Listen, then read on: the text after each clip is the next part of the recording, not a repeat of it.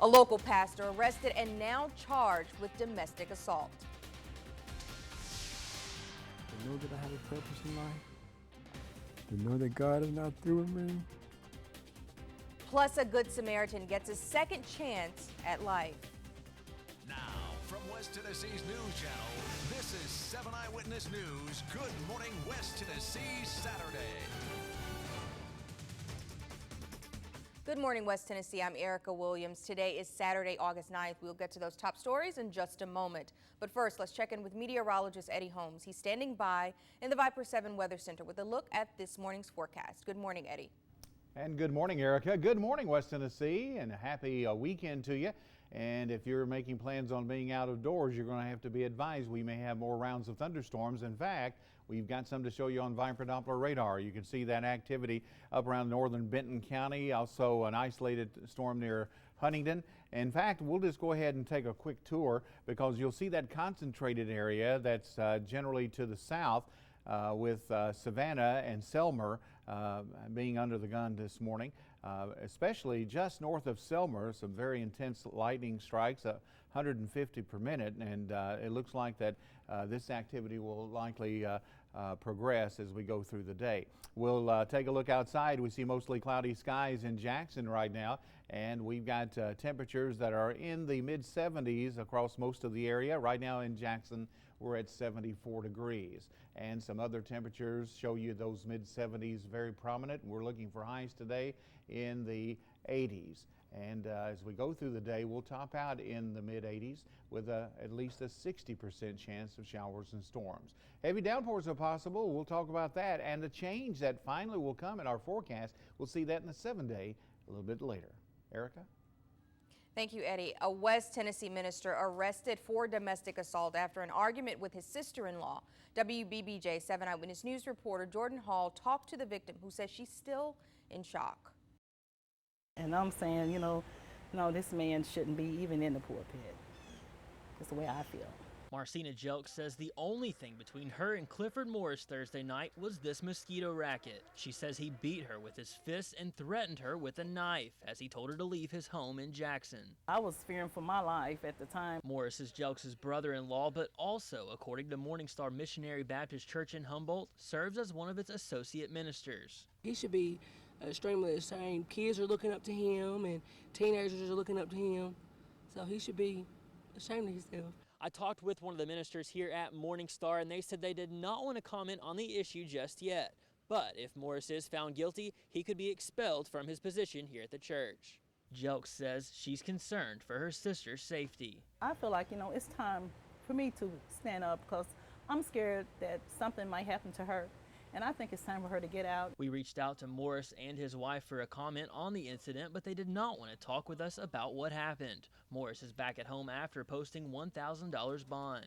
In Humboldt, Jordan Hall, WBBJ 7 Eyewitness News.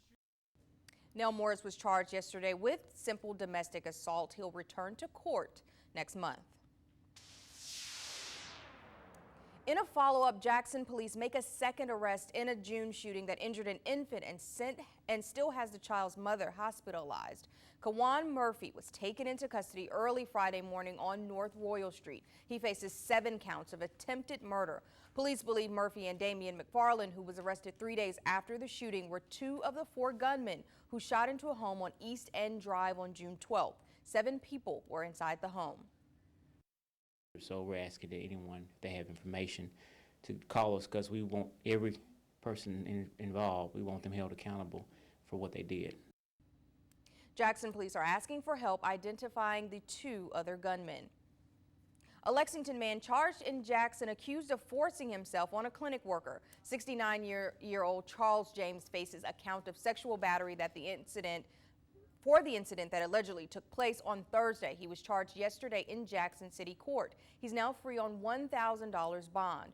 Investigators say after a clinic worker at Primary Care Specialist in South Jackson drew his blood, James grabbed her, fondled her, and kissed her against her will. James is scheduled to return to court September 4th. Well, come September 1st, there's a new sheriff in Madison County. Republican John Mayer says he does plan on making some personnel changes. He's bringing his own chief deputy, and he says he's going to implement a management style that he hopes will make employees feel less like worker bees and more like family. Mayer says he hopes to tackle county crime by working closely with the police department, as well as utilizing some of his connections from when he worked with the TBI. I mean, I'm going to rely not only on the Bureau, but the federal agencies and the U.S. Attorney's Office that I've always worked with throughout my whole career. Coming up in the second half of Good Morning West Tennessee, hear more from Mayor and his plans for Sheriff of Jackson. The Madison County Sheriff's race went down in history as one of the county's most expensive elections. So just how much do each candidate spend per vote? Well, we did the math. As of the last financial disclosure report that came out 1 week before the election, Republican Sheriff-elect John Mayer spent $193,422.48. That equals at least $17.83 per vote cast in his favor. His contender, independent Rick Staples, spent $99,831.57, coming in at least $10.82 per vote. The cost per vote is calculated by the total amount of each candidate spent on their campaigns divided by their total number of votes. Now, since county elections are over, Jackson Mayor Jerry Gist breaks his silence about his new challenger. Outgoing State Senator Lo Finney announced Wednesday he will put his name on the ballot for the city's top office in 2015. Gist says Finney's announcement was poorly timed, made 1 day before the general election and state primaries. Finney has served as state senator for the 27th district for 8 years, representing several counties in West Tennessee, including Madison County. He says with the recent increase in crime, he felt there was no time to waste in making his announcement. So there are things about the mayor's office which you cannot learn in Nashville. You can argue about policies and experience level, but at the end of the day, people want to see results. Hear more from both Finney and Gist coming up in the second half of Good Morning West Tennessee. And Gibson County now has a new sheriff in what could be one of the closest races in West Tennessee. Paul Thomas was the winner by only 25 votes. Thomas, Chuck Arnold, and Rodney Wright were all neck and neck till the end during election night Thursday. Arnold was in the lead up until the last precinct brought in their votes. That was when Thomas narrowly pushed ahead, bringing Arnold's 8 years in the sheriff's office to an end. Voters have mixed reactions about the outcome of the race. It was a tough race. I know a lot of people were voting for Paul Thomas, and he came out on top, and I think he's going to do Gibson County a lot of good. I was really surprised. I thought Sheriff Arnold was really going to get it again. He's been a good sheriff. He's been with us for a long time. I was really shocked.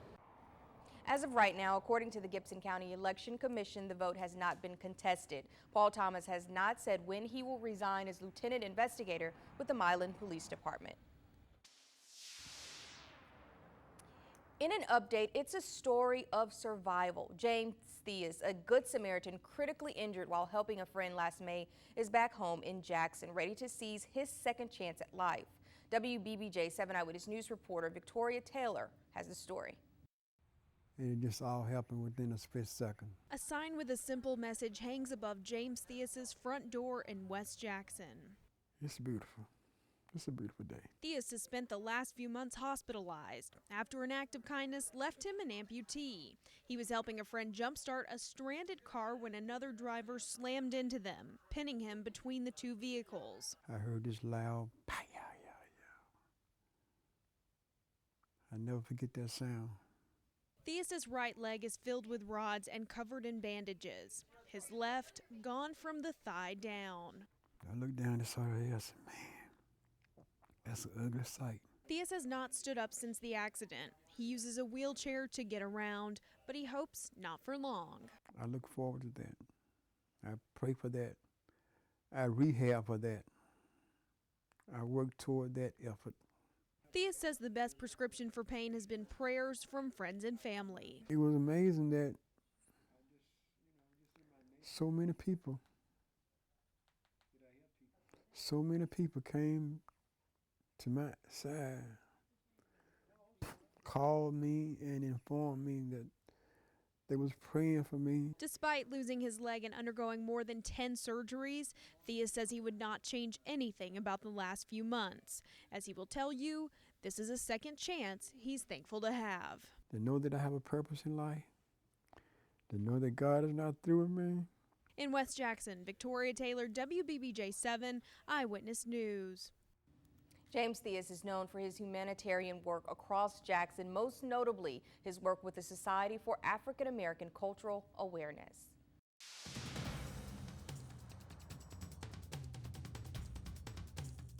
Well, it was a generally quiet night across West Tennessee. After 5 o'clock, we saw some thunderstorms starting to develop. Now this is the way Viper Doppler radar is looking. You can see the clusters are concentrated down in McNairy and Hardin counties, and it looks like that we have the prospects for some of these continuing at least through the next few hours south of I-40. We don't see a whole lot going on back here, but we do have this activity that is advancing to the east. We'll look for more of that to develop this afternoon. Now let's take a look around the region and get a little closer as far as these thunderstorms are concerned. In the Bolivar, Selmer area, you can see these develop through the mid-morning, early morning hours, and you can see the thunderstorms are pretty well south of Bolivar and in northern McNairy County. Another look around the area, and we'll look at some other regions. I think we'll go there, yeah, around the Savannah area. You'll see that some of these thunderstorms are pushing into Waynesboro and the Collinwood area of Wayne County, and going up to the Medina area, which picked up 5 inches of rain. Unofficial reports as much as over 7 inches of rain in Medina. Some more thunderstorms now about to move into the Jackson, Tennessee area. Well, we'll be taking a look at just of what we can expect from the rainfall amounts today in that forecast coming up. Stay with us.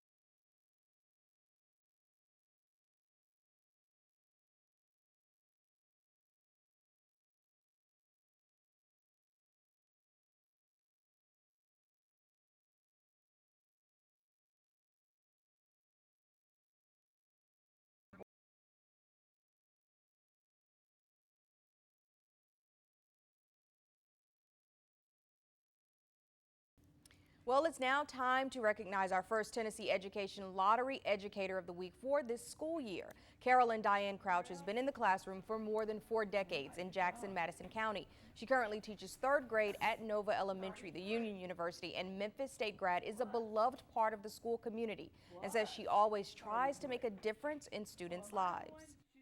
I think an educator is a person that strives to help children be the best that they can be and to achieve at their utmost level. Crouch will be eligible for the statewide Tennessee Education Lottery Educator of the Month Award. To vote for her, go to seehowitadsup.com. Well, Jackson Madison County General Hospital is now home to a first of its kind in the state. Today, doctors at Jackson General showed us their new hybrid operating room. The room, which is 3 times the size of a normal operating room, has live x-rays, low radiation doses, and allows surgeons to work with multiple teams in the room. It also allows us to do complex cardiovascular operations in the same room without having to move from room to room. The room will be open for operations on Monday. We've got the prospects for more heavy rain today in isolated spots. We'll show you and have details coming up.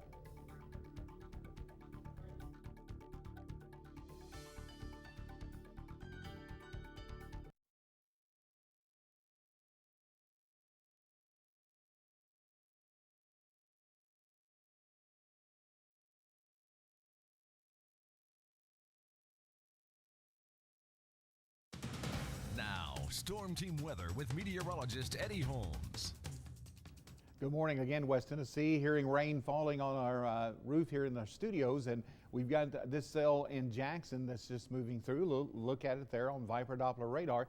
You can see the activity is a part of ongoing cells that have been developing through the overnight hours, and Now just moving into Jackson City proper and southern portions of Madison County. We've had a lot of activity along the south from Selmer to Savannah and now in the Bolivar area. So if you're going to be out this morning, be extra careful. Rainfall amounts, these are some selected amounts.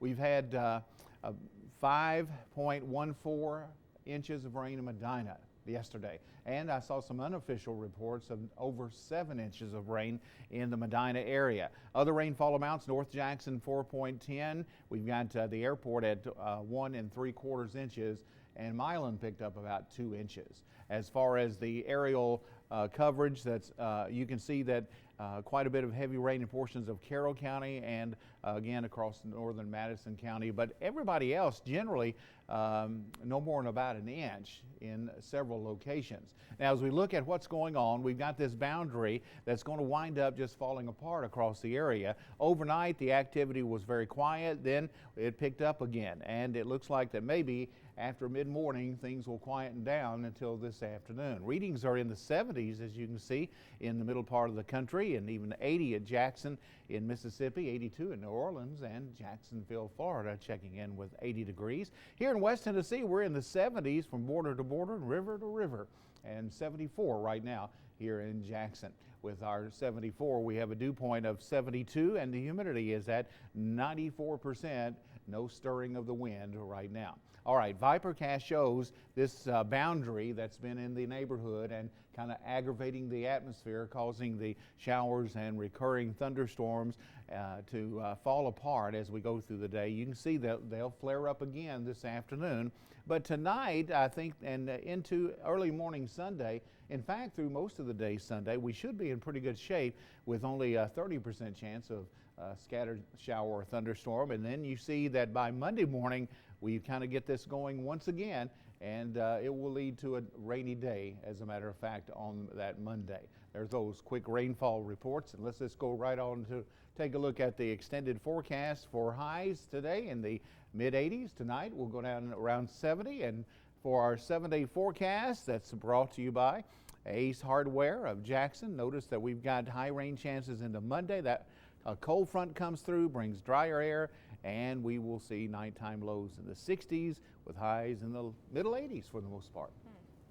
So a great rest of the week, but not so good weekend. Afraid we're going to be hearing this sound that we hear right now throughout the day today. All right, well, thank you. Coming up, the latest on the Ebola epidemic and how it's affecting those of us in the U.S.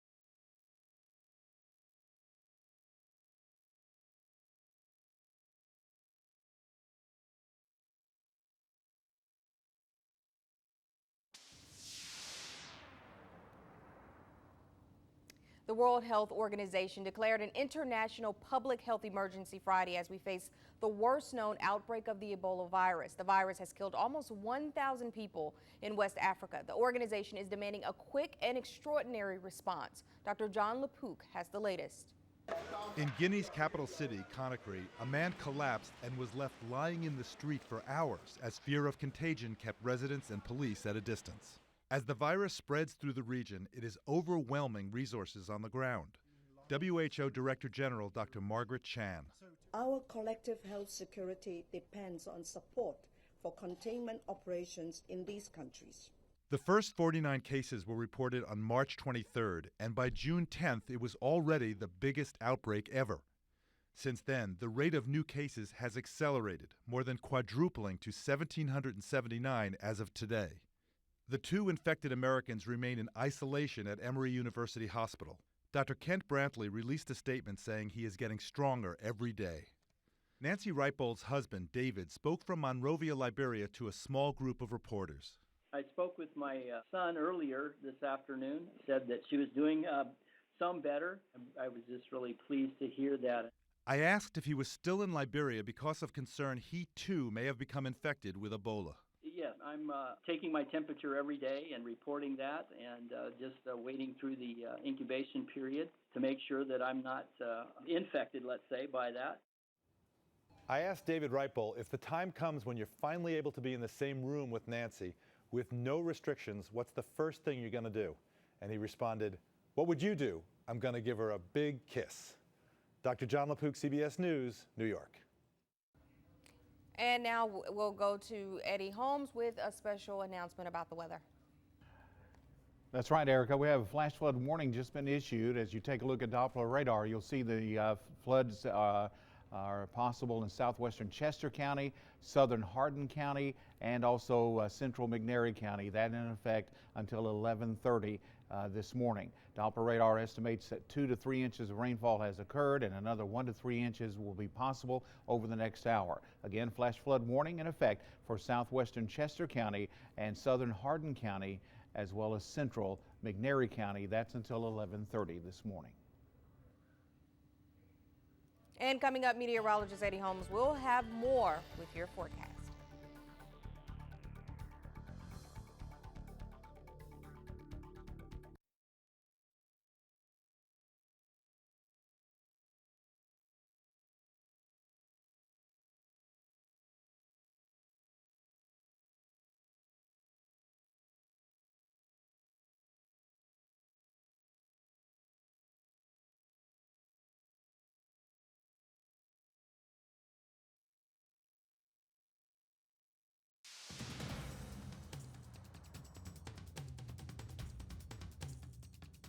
We'll remind you that we have a flash flood warning in effect, and we'll take a look at the Viper Doppler radar right now, and you'll see that the Viper Doppler radar has the activity where our warnings are located. The flash flood warnings in effect for southwestern Chester County, as well as the southern portions of Hardin County over into central McNairy County. That's until 11:30 this morning. You can see this band of activity is quite heavy from the northeastern corner of Tishomingo County in Mississippi coming south of Savannah, and this activity is going to be probably moving into the Savannah area as time goes on. Our main weather headlines is we're starting up another round. It'll be probably going on all day. Right now it's concentrated south of I-40, and this will give way to a hot and humid Sunday with scattered thunderstorms, not nearly as numerous as what we're seeing. But we've got a gorgeous weather picture for you ahead in the 7-day, and that we'll have for you coming up later. Erica? Now that elections are over, the figures are rolling in. So just how much did the Madison County election cost? Those details coming up.